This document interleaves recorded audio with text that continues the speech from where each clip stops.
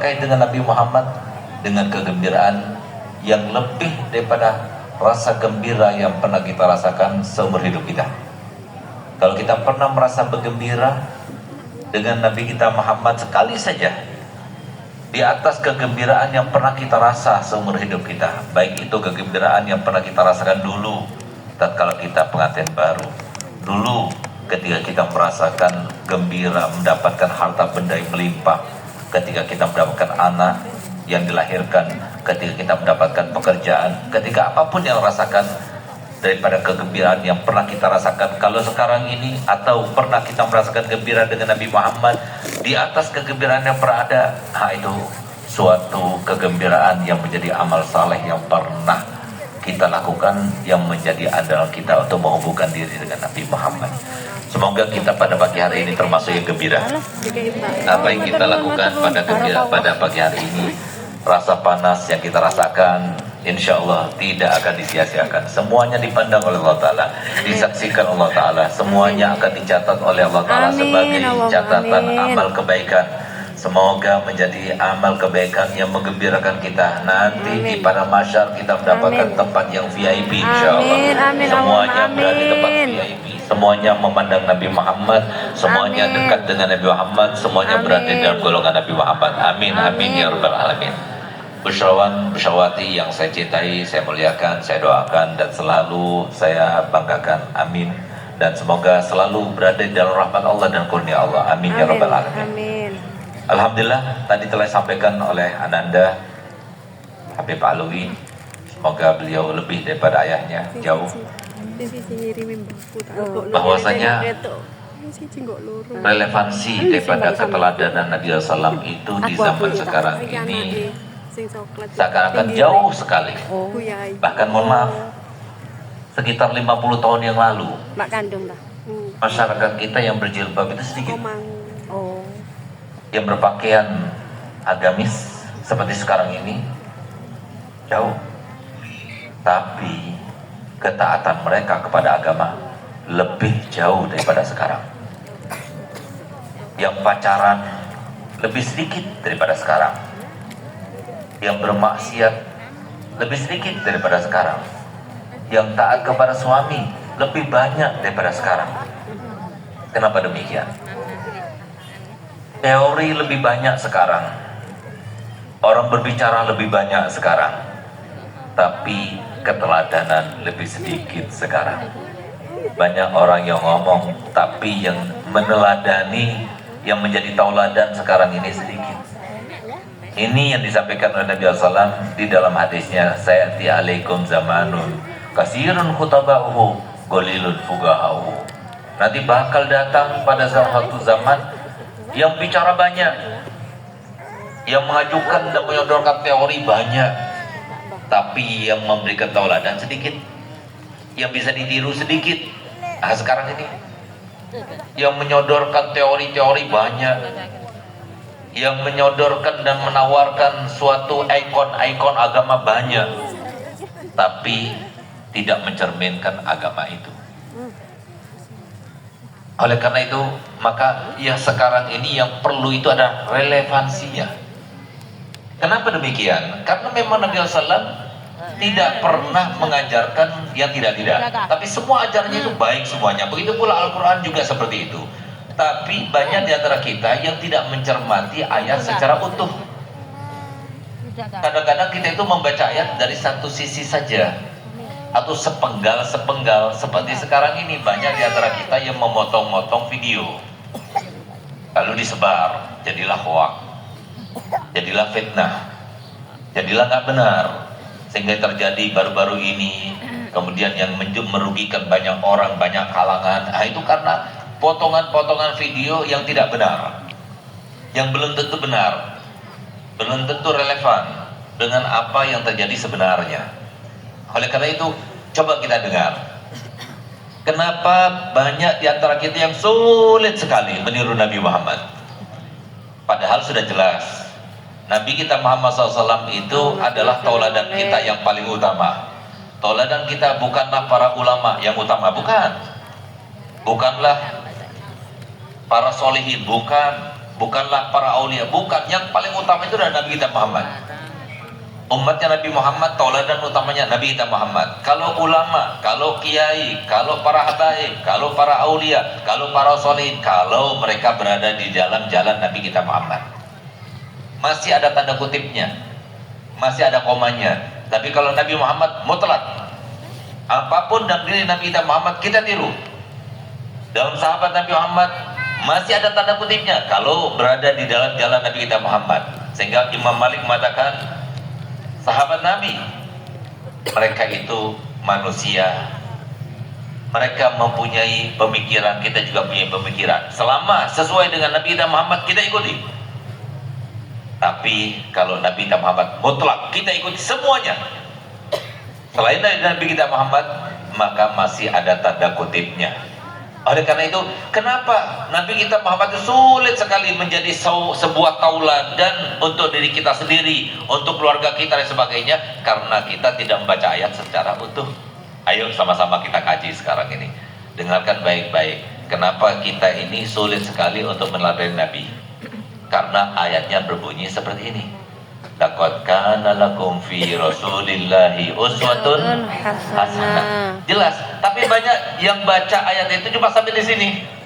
Adalah Nabi kita Muhammad SAW sebagai tauladan yang baik. Udah. Padahal Allah meneruskan, liman kana yarjullah wal yawmal akhir wa zakarallaha katsira. Yang bisa meladani Nabi Muhammad, yang bisa menjadikan Nabi SAW sebagai uswatun hasanah, hanya bagi orang yang ada kriteria 3 ini. Kenapa Nabi SAW itu harus menjadi tauladan? Ingat satu hal, Nabi itu, kata para mufassirin, menafsirkan kata-kata uswatun hasanah itu adalah barometer, bukan hanya sebagai tauladan, tapi barometer.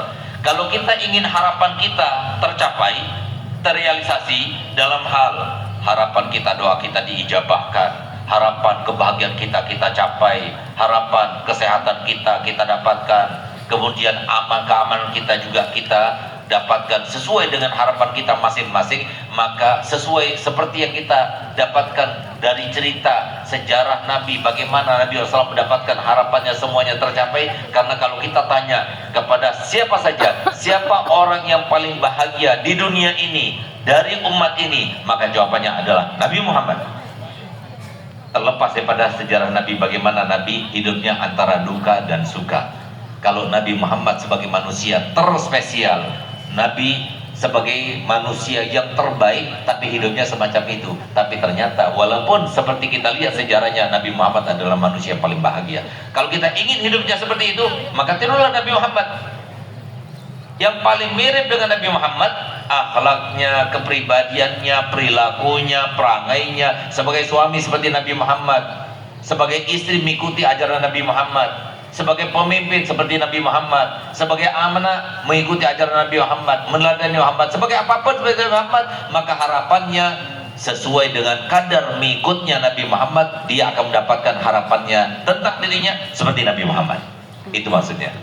Apa itu 3 hal? Yang pertama, ini yang menjadi sebab kenapa kita sulit mendapatkan seperti yang didapatkan oleh Nabi Muhammad. Pertama, liman kana yarjullah. Banyak di antara kita yang kita inginkan bukan Allah, yang kita inginkan manusia, pengen dipuji manusia, pengen diberikan kerjaan oleh manusia, pengen mendapatkan perhatian manusia, pengen disebut oleh manusia, pengen dapat perhatian, apresiasi daripada manusia. Padahal kalau itu kita dapatkan, maka tetap yang memberikan itu bukan manusia tapi Allah SWT. Sehingga sia-sia kalau kita dapatkan, kalau kita inginkan orientasi kita daripada pekerjaan kita itu adalah manusia. Tetap apapun yang kita lakukan, tujuan kita Allah. Silakan kita kerja, silakan kita melakukan ini, itu dan sebagainya, tapi tujuan kita Allah. Itu kalau kita ingin dapatkan semua yang kita lakukan, kita akan mendapatkan seperti yang didapatkan oleh Nabi Muhammad. Kita sholat, kita ibadah, kita melakukan sesuatu yang ada, kita mencari nafkah, tujuannya kita adalah Allah, mencari ridhonya Allah. Kalau ditanya untuk apa saya hidup, saya bukan hidup untuk menyambung hidup, tidak. Saya hidup bukan untuk mencari nafkah, tidak. Saya hidup bukan untuk mencari rezeki, tidak. Saya hidup bukan untuk mencari sebuah apresiasi. Saya mencari hidup bukan untuk mendapatkan sebuah sanjungan, tidak. Saya hidup untuk mencari ridhonya Allah. Itu maksudnya liman kana yarjullah. Itu yang pertama. Yang kedua, wal yaumil akhir. Hidup ini untuk akhirat, bukan untuk dunia, tidak.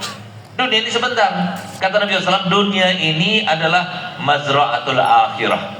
Dunia ini adalah bekal akhirat, ladangnya untuk akhirat. Apapun yang kita lakukan harus identik dengan akhirat. Kita hadir pengajian, ngapain kita hadir pengajian? Dari 3:30 kita hadir di sini untuk supaya kita ada bekal untuk akhirat. Kenapa kita itu harus mencari nafkah untuk keluarga, untuk bekal akhirat? Apapun yang kita lakukan harus untuk akhirat. Kenapa saya berolahraga? Untuk akhirat. Apapun yang kita lakukan harus ada tidak akhirat. Itulah kata Nabi SAW, al-kayyisu liman mandana nafsahu wa amila lima ba'dal maut. Orang yang cerdas itu adalah orang yang selalu menghitung-hitung dirinya, mengevaluasi amalnya, dan tidak melakukan sesuatu kecuali identik dengan akhiratnya. Itu yang kedua syaratnya. Yang ketiga wa zakarallaha katsiran. Selalu dia ingat kepada Allah. Apa sih ingat kepada Allah? Ingat kepada Allah itu bukan zikir la ilaha illallah, la ilaha illallah, subhanallah, subhanallah, bukan. Zikir itu cuma wasilah. Zikir itu cuma media untuk mengingat kita kepada Allah.